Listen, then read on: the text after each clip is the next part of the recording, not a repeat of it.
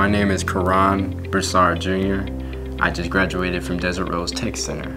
I chose a technical school because I didn't really think that college was for me. I didn't think that I would be enjoying college like other kids. I had a lot of dreams to be an actor, to be an astronaut, just basically kid stuff, but I didn't figure out actually what I wanted to do until I made it to high school, and that was to swim.